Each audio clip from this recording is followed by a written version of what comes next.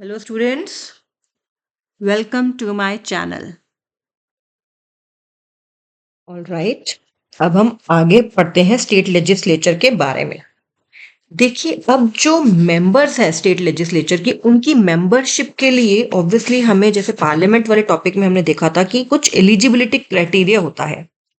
Same way state legislature के लिए भी, चाहे वो लेजिस्लेटिव असेंबली के मेंबर बनने के लिए हो, चाहे वो लेजिस्लेटिव काउंसिल के मेंबर बनने के लिए हो, कुछ क्राइटेरिया चाहिए होगा। ठीक है, ज्यादातर स्टेट्स में हमें पता है कि विधानसभा ही होती है, लेजिस्लेटिव असेंबली ही होती है, बट कुछ में हमने देखा भी था, 6 कौन सी स्टेट्स थी पिछले पार्ट में जिनमें कि लेजिस्लेटिव काउंसिल भी है। तो अब देखते हैं मेंबरशिप के लिए, आप जो ये मेंबरशिप है इनके लिए क्या क्वालिफिकेशंस चाहिए। देखिए, अगर तो लेजिस्लेटिव असेंबली का मेंबर बनना है, यानी कि MLA, member of legislative assembly बनना है, तो क्या क्या क्वालिफिकेशन जरूरी है। सबसे पहले जो है सिटीजनशिप की बात आती है, क्योंकि आप कंट्री के लॉज बनाएंगे कंट्री के लिए या स्टेट्स के लिए, तो आपको सिटीजनशिप ऑफ इंडिया होना आपके पास जरूरी है। तो सिटीजनशिप ऑफ इंडिया होनी जरूरी है। और अगर आप लेजिस्लेटिव असेंबली के हैं तो 25 ईयर्स तो एटलीस्ट आपकी एज होनी चाहिए, उससे ज्यादा भी हो सकती है। किसी भी कॉन्स्टिट्यूएंसी ऑफ इंडिया में आप वोटर रजिस्टर्ड हों। ठीक है, आगे हम इसके बारे में और भी पढ़ेंगे कि रजिस्टर्ड होने चाहिए as a voter in any constituency of India, और कोई ऑफिस ऑफ प्रॉफिट होल्ड ना करते हो। ठीक है, जहां से आपको गवर्नमेंट से कुछ मिल रहा है। ठीक है, सिमिलरली ये तो लेजिस्लेटिव असेंबली के लिए हुआ। लेजिस्लेटिव काउंसिल के लिए क्या फर्क है, बस एज में देख लीजिए, 30 ईयर्स होना चाहिए। उसमें 25 ईयर्स की एज चाहिए एमएलए बनने के लिए, जबकि एमएलसी के लिए मिनिमम जो है वो 30 ईयर्स। हाउस ऑफ एल्डर्स है ना भाई, ऐसे याद रख लो, हाउस ऑफ एल्डर्स है ये। ठीक है, तो 30 ईयर्स की एज जो है वो चाहिए। प्लस साथ साथ कुछ और क्वालिफिकेशंस भी रिक्वायर्ड हो सकती हैं अगर पार्लियामेंट ने प्रिस्क्राइब कर दिया है, एंड पार्लियामेंट ने प्रिस्क्राइब की भी है। ठीक है, जैसे कि बताया कि वो कॉन्स्टिट्यूएंसी में होना चाहिए। ठीक है, वो जो है कंसर्न स्टेट में अगर एस सी एस टी की सीट से लड़ रहे हैं, तो वो उस कैटेगरी को बिलोंग भी करते हैं। जनरल सीट से तो वो लड़ सकते हैं। देखिए, एक S C S T person general के लिए रिजर्व सीट से तो लड़ ही सकते हैं, लेकिन अगर वो एस सी एस टी के उससे कर रहे हैं, अगर उनके लिए रिजर्व सीट के लिए कर रहे हैं, तो उनको उस ट्राइब का या उस कास्ट का फिर, मतलब शेड्यूल कास्ट या शेड्यूल ट्राइब के को से बिलोंग भी करना होगा। ये बहुत ही इंपॉर्टेंट बात है। देखिए, डिसक्वालिफिकेशन की अगर बात करें तो ये बहुत इंपॉर्टेंट है कि कब मेंबर नहीं हो सकते। कॉन्स्टिट्यूशन में बोला गया है कि किसी कारणों की वजह से legislative assembly, legislative council of a state का जो मेंबर है उनको डिसक्वालीफाई किया जा सकता है। ठीक है, देखो ऑटोमेटिकली क्वालिफिकेशन से 2 पॉइंट्स तो आ ही जाएंगे कि अगर सिटीजन ऑफ इंडिया नहीं है तो वो बनाएंगे नहीं, सीधी सी बात है, तो ये वाला तो बात नहीं आती। अनसाउंड माइंड के हैं, बैंक करप्ट है, ये इंसॉल्वेंट है। एक बहुत इंपॉर्टेंट पॉइंट है कि ऑफिस ऑफ प्रॉफिट अगर वो होल्ड कर रहे हैं यूनियन गवर्नमेंट के अंडर या स्टेट गवर्नमेंट के अंडर, लेकिन इसमें याद क्या रखने की बात है कि मिनिस्टर अगर है तो इसमें वो ऑफिस ऑफ प्रॉफिट नहीं गिना जाता है। एंड सिमिलरली अगर स्टेट लेजिस्लेचर ने कुछ इस तरह के ऑफिस डिक्लेयर कर रखे हैं कि हाँ ये इसमें कवर नहीं होंगे, तो वो भी फिर इसमें नहीं काउंट होंगे। अनसाउंड माइंड के हैं, ठीक है, और अनसाउंड माइंड के हैं लेकिन डिक्लेयर्ड बाय अ कोर्ट है। ऐसे थोड़ी कि हमने कह दिया जी अनसाउंड माइंड के, नहीं, he is of unsound mind that should have been declared by a court, तभी वो डिस्क्वालीफाई हो सकते हैं। बैंक करप्ट है, इंसॉल्वेंट है, ठीक है, इसी तरह सिटीजन ऑफ इंडिया नहीं है, या फिर यहाँ पे क्या होगा कि यहाँ पे क्या है, सिटीजन ऑफ इंडिया नहीं है तो उनको किया ही नहीं जाएगा सिलेक्ट। लेकिन अगर उन्होंने मान लो वॉलेंटरली अपनी सिटीजनशिप गिव अप कर दी और किसी और कंट्री की सिटीजनशिप ले ली, तो ऑब्वियसली फिर वो अपनी अगर सिटीजनशिप गिव अप कर रहे हैं तो फिर ऑब्वियसली वो रह ही नहीं सकते, उनको डिस्क्वालीफाई करना ही होगा कि वो जो है एमएलए की सीट से या एमएलसी की सीट से उनको एक तरह से डिस्क्वालीफाई कर दिया जाएगा। एंड अगर वो किसी और कंट्री फॉरेन स्टेट की उसके लिए उसकी तरफ भी एलिजियंस उनका ज्यादा है तो भी उनको डिस्क्वालीफाई कर दिया जाएगा। ये सारी चीजें प्रूव हो जाती हैं, कोई दिक्कत नहीं है इसमें। एंड सिमिलरली कुछ सीरियस क्राइम्स के अंडर भी उनको कई बार जो है उनको डिस्क्वालीफाई कर दिया जाता है। एंड साथ साथ रोपा जो है, रिप्रेजेंटेशन ऑफ पीपल एक्ट, अगर उसके अंडर भी अगर रोपा में कुछ चीजें ऐड की गई हैं और उसके अंडर उनको डिस्क्वालीफाई किया जाए, उसके अंदर कुछ ऐसे प्रोविजन हो, तो उसके अंडर भी any law made by the parliament, ठीक है, any law made by the parliament, यानी कि ऐसा नहीं कि सिर्फ अभी बना रखा है, पार्लियामेंट कभी भी बना सकती है, आज की डेट में भी बना सकती है, आज से 5 साल बाद भी बना सकती है, 50 साल बाद भी बना सकती है। तो कोई भी अगर पार्लियामेंट कोई लॉ बनाती है और उसके तहत ये डिस्क्वालिफाइड है तो भी उनको डिस्क्वालिफाइड माना जाएगा। फिर एक बहुत इंपॉर्टेंट जो है anti defection law, 10th schedule जो हमारा है ये बहुत ही इंपॉर्टेंट है। ये हमने पहले भी हम पढ़ चुके हैं, जब सेंट्रल लेजिस्लेचर हमने किया था, पार्लियामेंट वाला टॉपिक किया था, तब हम ये कर चुके हैं और अब दोबारा देखते हैं। इसमें क्या है, एक मेंबर जो है वो डिस्क्वालिफाइड हो जाएगा अगर वो वॉलंटरली अपनी पॉलिटिकल पार्टी का मेंबरशिप को गिव अप कर देते हैं, तो उनको डिस्क्वालीफाई माना जाता है अंदर 10th शेड्यूल। या फिर वो अपनी पार्टी लाइंस के अगेंस्ट वोट करते हैं तब भी ऐसा ही होता है ना। ये सारी बातें बांधी थी हमने, लेकिन कुछ एक्सेप्शंस भी थी जो पहले भी हम कर चुके हैं सेंट्रल लेजिस्लेचर के समय में। वो क्या क्या थी कि अगर पार्टी मर्ज कर जाए दूसरी पार्टी के साथ और 2/3 मेंबर्स अग्री कर जाए तो डिस्क्वालिफिकेशन नहीं है, ना ज्वाइन करने के लिए ना ज्वाइन करने के लिए, तो डिस्क्वालिफिकेशन नहीं माना जाएगा अंडर 10th शेड्यूल। लेकिन एक ये बहुत इंपॉर्टेंट है कि अगर इंडिपेंडेंट बंदा कोई इंडिपेंडेंट टिकट से लड़ा, कोई भी पॉलिटिकल पार्टी ज्वाइन कर ले, जैसे उसने वो ज्वाइन की वैसे उसको डिस्क्वालीफाई कर देंगे। तो इंडिपेंडेंट मेंबर के पास कोई पावर नहीं है, ठीक है। अगर उसको एक मेंबर बना रहना है तो वो कोई पार्टी ज्वाइन कर ही नहीं सकता, उनके पास कोई ग्रेस पीरियड नहीं है। जबकि नॉमिनेटेड मेंबर्स के पास 6 मंथ्स का टाइम है। जैसे ही नॉमिनेटेड मेंबर जो है उसको आपने नॉमिनेट कर दिया तो वो उसके पास 6 महीने है कि वो पॉलिटिकल पार्टी ज्वाइन कर ले, लेकिन 6 महीने के बाद करेगा तो डिस्क्वालीफाई कर देंगे। इंडिपेंडेंट के पास तो टाइम ही नहीं है, उसके पास तो है ही नहीं कि वो ज्वाइन कर ले।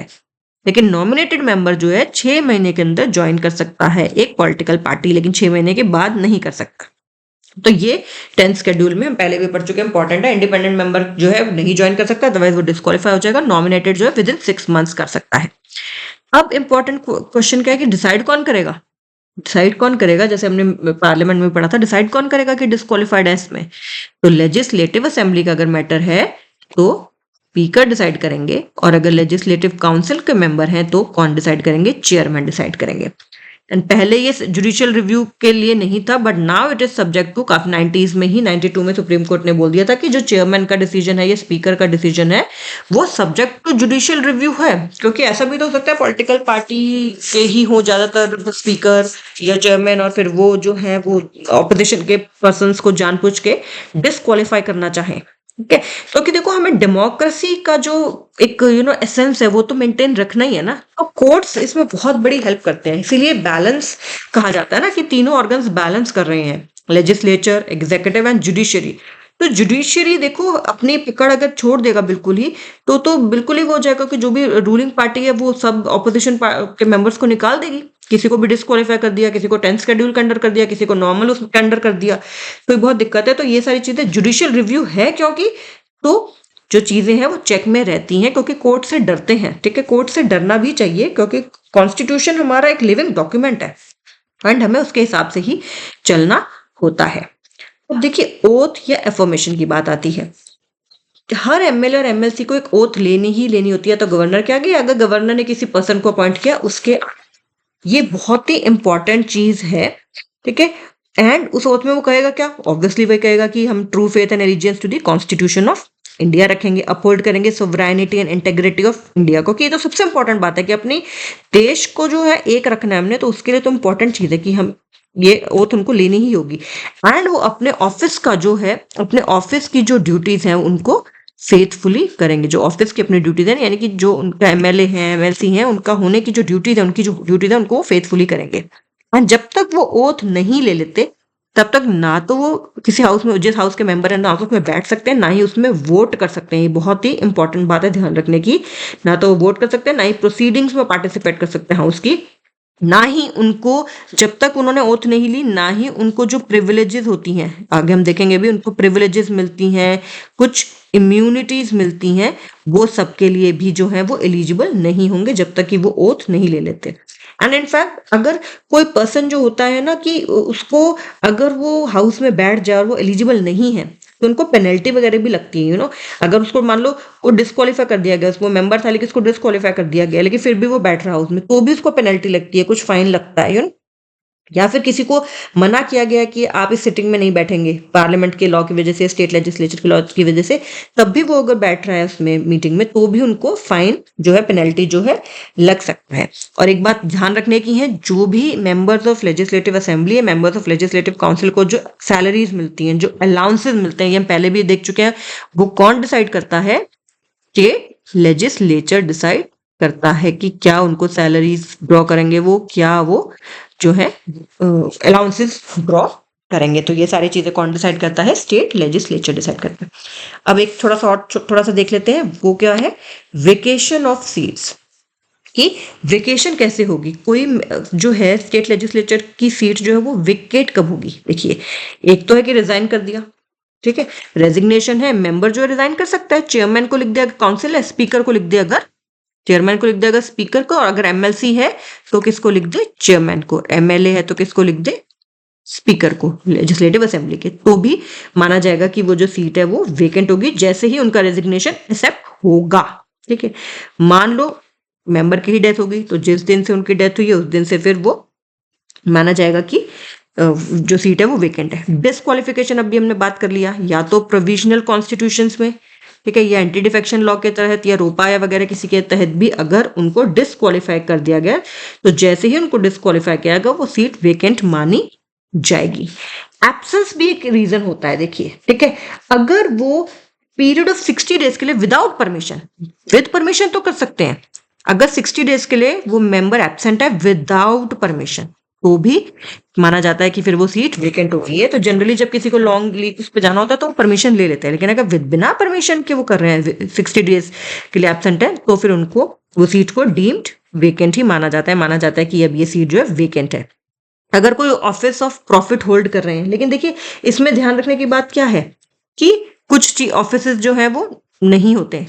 अब जो ऑफिस ऑफ प्रॉफिट में कवर नहीं होते, इलेक्ट, अगर मान लो पार्लियामेंट ऑफ, यहाँ डबल मेंबरशिप वाली बात आ रही है, मान लो कि पार्लियामेंट में भी उनको, वो स्टेट लेजिस्लेचर के मेंबर थे लेकिन पार्लियामेंट में भी वो एमपी के लिए उन्होंने किया था और वो हो गए हैं, तो फिर माना जाएगा कि उन्होंने स्टेट लेजिस्लेचर की सीट जो है वो छोड़ दी, क्योंकि स्टेट लेजिस्लेचर का और पार्लियामेंट का दोनों का साथ सेम नहीं हो सकते, तो एक को डीम्ड वेकेंट माना ही जाएगा। अगर वो पार्लियामेंट के, क्योंकि parliament senior high in position है, तो फिर वो स्टेट लेजिस्लेचर की सीट वेकेंट मानी जाएगी, वो एक ही जो सीट है वो चूज कर सकते हैं। अदरवाइज अगर वो खुद ही प्रेफर देख करें कि स्टेट लेजिस्लेचर का ही उनको बने रहना, तो दैट्स अ डिफरेंट थिंग।